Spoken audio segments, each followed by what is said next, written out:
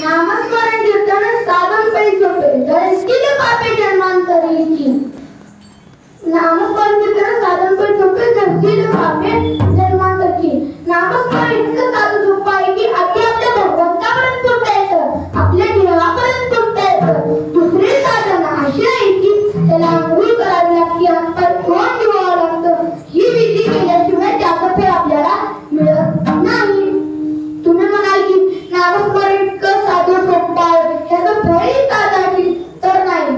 जळतील पापे जन्मांतरी.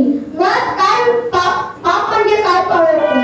पापाचे पण 3 प्रकार आहेत. एक पाप, एक उपपाप आणि एक महापाप. महापाप म्हणजे गोहत्या, ब्रह्महत्या, सूरपान हे महापाप. उपपाप म्हणजे चोरी, दरोडे, हाणामारी हे उपपाप. पाप म्हणजे जोडायचं मला जातं त्याची संबंधने हे पाप. आता पापी कोण होता? नावाने उद्धार कुणाचा झाला? वाल्यापुरी हाणामारी, चोरी, दरोडे करत होता आणि आपला प्रपंच चालवायचा. एका माणसाला मारून एवढा छोटा गडा रांजणमध्ये टाकायचा. अशी त्यांनी 7 रांजण भरली. मग एकदा नारदमुनी गाठ पडले. नारदमुनी म्हणू लागले की तू इतकं पाप केलं, तुझ्या पापाची वाटेकडे कोणी होती का? तुझे घरची होती का?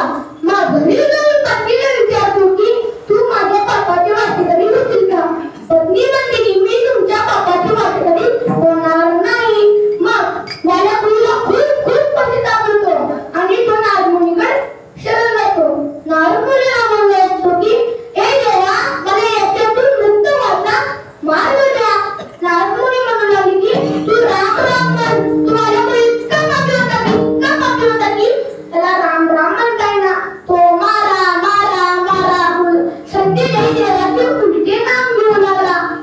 मग 12 वर्षानंतर वाल्याचा वाल्मिक ऋषी झाला. आपण मुलं जन्मल्यावर पत्रिका करतो. या वाल्यानंतर नामस्मरणामुळे राम जन्माच्या आधीच रामायण लिहून केलं.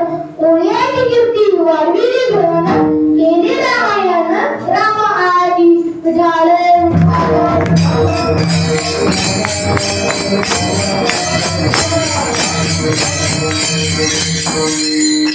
राम राम म्हणतात श्री शंकराचा तुझा तवा कमी झालाय. एकदा ध्रुवाची गंगेच्या स्नानाहून चालले होते. तेवढ्यात इंद्रदेव गाठ पडले.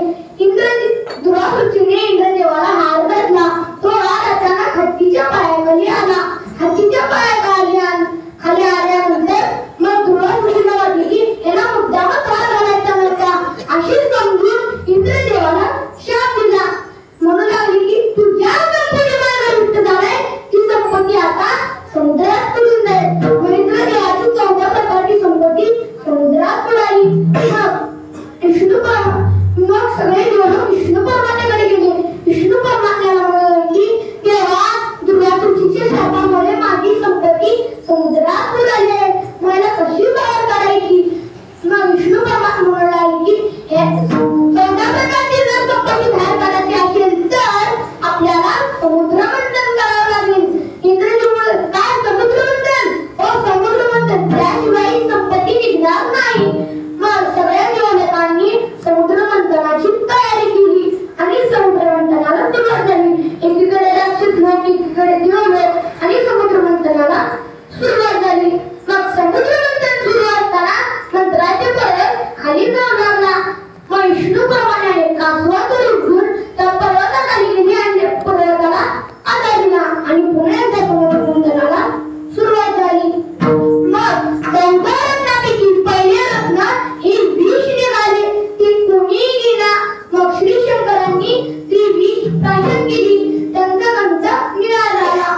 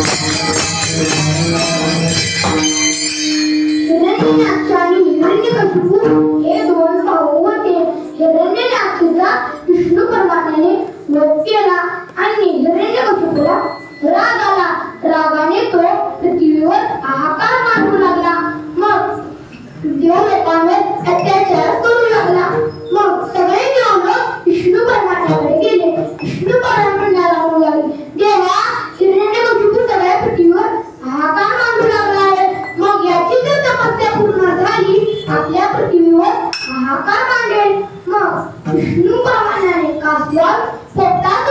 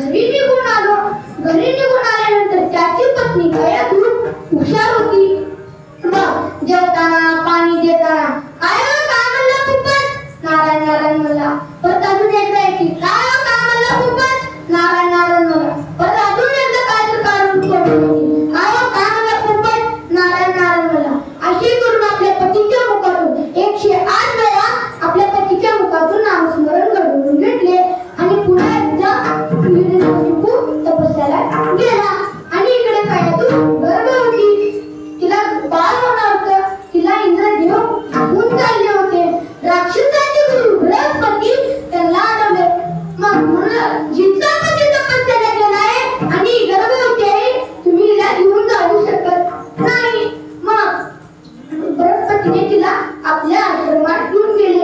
आश्रमात घेऊन गेल्यानंतर कयाधूने आपला अखंड नामस्मरण चालू ठेवलं आणि इकडे भक्त प्रल्हादाचा जन्म झाला आणि इकडे हिरण्यकशिपूची तपस्या पूर्ण झाली. हिरण्यकशिपूची तपस्या पूर्ण झाल्यानंतर त्याच्यावर देव ब्रह्मदेव प्रसन्न झाले. ब्रह्मदेव म्हणू लागले की कोण मी तुझ्या तपस्यावर प्रसन्न आहे, तुला काय पाहिजे? हिरण्यकशिपू म्हणतो की मी तुला प्रसन्न आहे. हिरण्यकशिपू म्हणतो की मला एक आशीर्वाद आहे की त्या कोणाच्या हातून मला मृत्यू मिळू नये. मग शस्त्र नको ना, अस्त्र नको, पशु नको ना, पक्षी नको, संध्याकाळ नको ना, रात्र नको, आत नको ना, बाहेर नको, या कोणाच्या हातून मला मृत्यू मिळू नये. ब्रह्मदेव त्याला तथास्तु म्हणू लागले. मग हिरण्यकशिपू घरी निघून आला. घरी निघून आल्यानंतर भक्त प्रल्हाद अंगणात खेळू लागले होते. मग भक्त प्रल्हादाला आपल्या मांडीवर घेऊन विचारले की बाळा तू काय काय शिकलास? मग हिरण्यकशिपूला राग आला. मग रागाने भक्त प्रल्हाद नारायण नारायण म्हणल्यानंतर हिरण्यकशिपूला राग आला. रागाने कयाधूला म्हणतो, कयाधू हे तू याला काय शिकवलं? हे तर माझ्या शत्रूचं नाव घेत आहे. मग शत्रूचं नाव घेत आहे म्हणल्यानंतर त्याला मांडीवरून ढकलावून दिलं. मग कयाधूला म्हणतो की कयाधू तू याला विषाचा ग्लास दे. मग कयाधू रडू लागली. पतीची आठ नव्हती, नाईलाज होता. मग कयाधूने भक्त प्रल्हादाला विषाचा ग्लास दिला आणि भक्त प्रल्हाद नारायण नारायण म्हणून ती विष प्राशन केली. तरीही त्याला काय झालं नाही. मोकळं तेलाच्या कढईत टाकलं तरीही काय झालं नाही. तोंडावरून कढई केला तरी सुद्धा काय झालं नाही. मग हिरण्यकशिपू म्हणतो की अशी किती वाईट उपाय केले तरी याला काय मिळणार. मग तरी याला काय मिळणार. मग भक्त प्रल्हादाला म्हणतो की बाळ तुझा देव कुठं आहे? मग भक्त प्रल्हाद म्हणतो की माझा तर देव सगळ्यातच आहे. मग या खांबात आहे. मग भक्त प्रल्हाद म्हणतो हो आहे. मग रागाने हिरण्यकशिपूने त्या खांबाला लाथ मारली आणि त्याच्यातून विष्णू भगवानाचा अवतार नरसिंह प्रकट झाले. मग हिरण्यकशिपूला आपल्या मांडीवर घेऊन वरदानाप्रमाणे ना शस्त्र नको ना, अस्त्र नको, पशु नको ना, पक्षी नको, आत नको ना, बाहेर नको, संध्याकाळ नको ना, सकाळ नको, अशा वरदानाप्रमाणे त्याची नखाने पोट पाडले आणि त्याचा वध झाला. आणि मग वध झाल्यानंतर भक्त प्रल्हादाचे संकटापासून रक्षण केले. अभंगाचे दुसऱ्या चरणात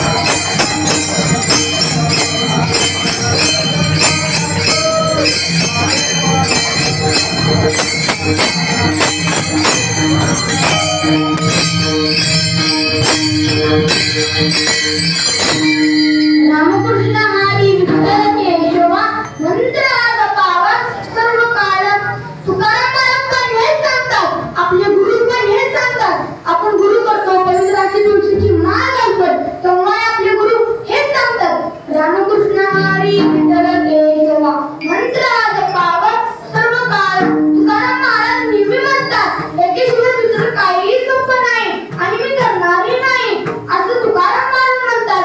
अभंगाच्या चौथ्या रामकृष्ण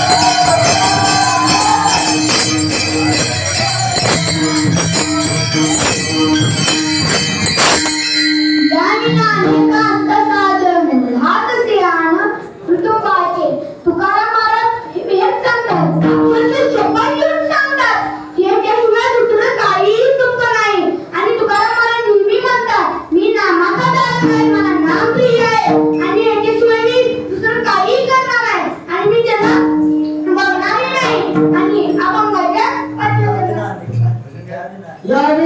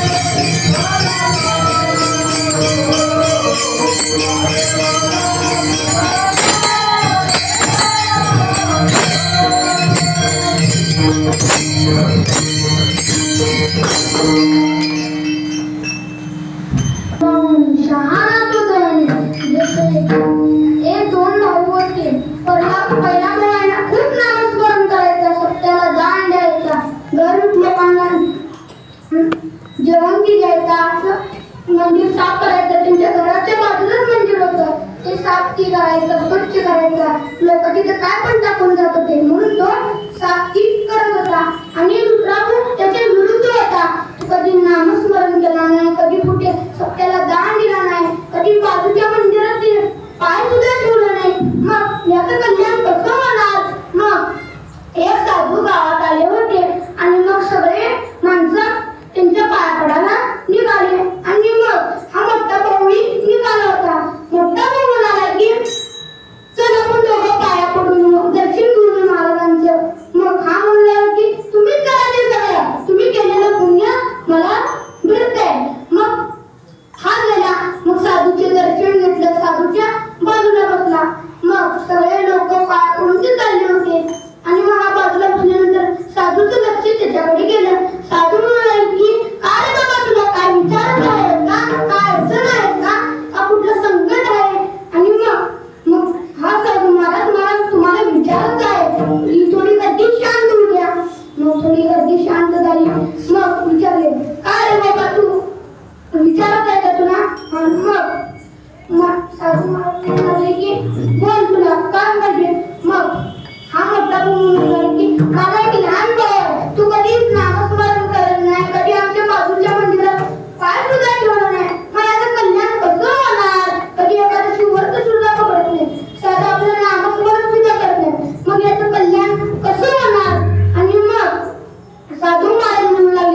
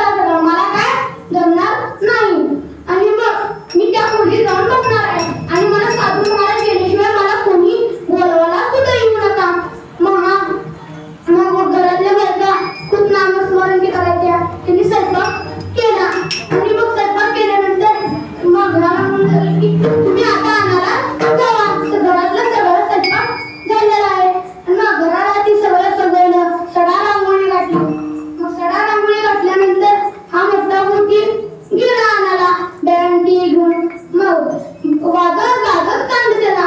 मग जसा जसा त्या कुटुंबाचा आवाज येत होता तसा तसा हा चिडचिड करायचा.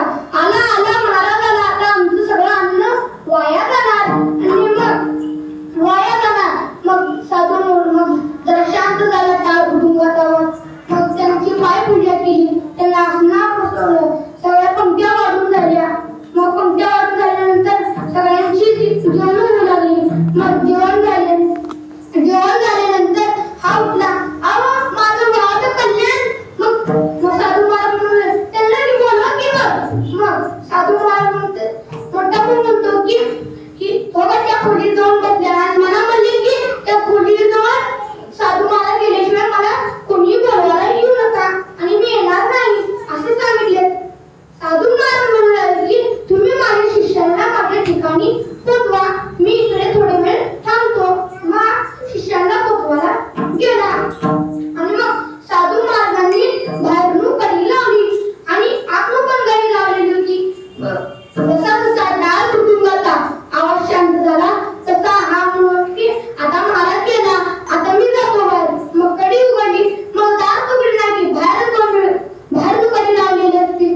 मग म्हणून लागला की आता चिडचिड करू लागला होता, त्याला ताण भूक लागलेली होती. मग म्हणून मला ताण भूक लागली आहे, घराची कोणी आहेत का नाही, कारण महाराज सोबतच गेले. आणि मग साधूने ती कडी खोलल्यानंतर त्याचा घट्ट आपला हात पकडला. म्हणून लागले की तू फक्त एकटा ब्राह्मण एकटा. मग म्हणून लागले मी म्हणणार नाही, तू फक्त एकटा ब्राह्मण एकटा. मग मी म्हणणार नाही. मग साधू महाराज म्हणाले मी पण म्हणणार नाही. मग मला सोडा, मला इतर मला ताण दूर लागले, मला सोडा. मग हा म्हणाला मी तुला सोडणारच नाही, मी इथे काय राहणार नाही, मी तुला सोडणारच आहे. फक्त एकदा राम. तो म्हणला राम. असं म्हणल्यानंतर साधूने त्याचा हात सोडला. साधू म्हणू लागले की तू राम नावाच्या बदल्यात तुम्हाला काही सुद्धा मागू नको. तू असता नाही आणि तू नसता नाही, तुम्हाला काही सुद्धा मागू नको. मग राम म्हणाला की राम बदल्यात काय होणार आहे, आता दोन राम. मग तो साधू निघून गेला. थोड्या दिवसांना हा भाऊ वारला आणि मग त्याला यमदूताचे दूत त्याला घेऊन चालले आणि मग यमाकडे आणले. यमाला म्हणू लागले की यम म्हणून लागला की चित्रगुप्ताला याचे आयुष्य काय आहे. मग चित्रगुप्ताने सांगितले की तिची पत्रिका वाचून याचे आयुष्य सगळं पापच आहे, फक्त दोनदा राम म्हणल्यानं हे ना पुण्य आहे. मग ह्याला विचारलं आधी पुण्य भोगवते का पाप भोगवते. मग ह्याला विचारलं तुला आधी पुण्य भोगवते का पाप भोगवते. मग साधूने म्हणल्याला आठवलं. मग साधूने म्हणलं आठवल्यानंतर मला आधी पुण्य भोगवते. मग यमाला विचारले मला तुम्ही त्याला काय तरी द्या. मग यमालाही सुचेना. मग ब्रह्मदेवाकडे घेऊन गेले. ब्रह्मदेवाला म्हणले की ब्रह्मदेवा याचे आयुष्य सगळं पापच आहे, फक्त दोनदा राम म्हणल्यानं हा पुण्य मागतोय, ह्याला काय द्यायचं. मग ब्रह्मदेवालाही सुचेना. मग शंकराकडे घेऊन गेलं. शंकराकडे घेऊन गेल्यानंतर देवा तुम्ही त्याला आता काहीतरी द्या, आम्हाला सुद्धा काही नाही. मग शंकर म्हणतो की मी साधा भोळा शंकर आहे, तुम्ही जे मागितले मी ते देतो, पण आतापर्यंत मी मनाला कुणाला काही सुद्धा दिलं नाही. मग ब्रह्मदेव म्हणून लागले की ज्याचं नाव आहे त्यालाच विचारू की. मग विष्णू परमात्म्याकडे गेले. यमदेव चालत, शंकर चालत, यम चालत, लहान पापी पालखीत. आणि मग विष्णू परमात्म्याकडे गेले. विष्णू परमात्म्याला म्हणले की देवा हा फक्त याचे आयुष्य सगळं पापच आहे, फक्त दोनदा राम म्हणल्यानं हे पुण्य मागतोय, मला काय द्यायचं आम्हालाही सुचेना. मग विष्णू परमात्मा म्हणाले की तुम्ही एवढं कशाला त्रास करून घेताय, मी याला माझ्या हृदयात सामावून घेतो, मी याला सायुज्य मुक्ती देतो. मग राम म्हणल्याने दोनदा राम म्हणल्यानं पुण्य एवढं तर आपण महाराष्ट्रात राम म्हणल्याने किती पुण्य असेल. आणि